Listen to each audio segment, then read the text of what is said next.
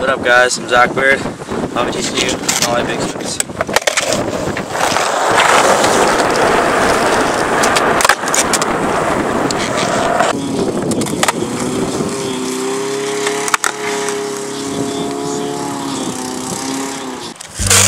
Alright, so for nollie big spins, you gotta put your foot here, like a nollie, and then put your other foot like just in front of the bolts, or sometimes some people put it like a little farther forward just to get like better flip of this.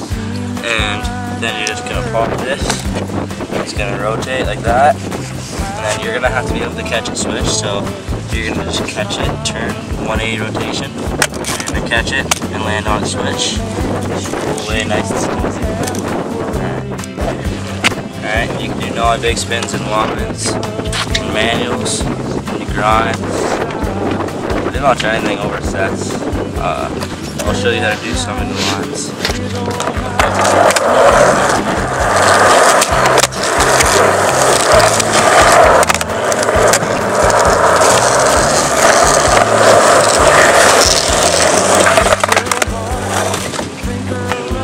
Alright guys, that's the nollie big spin.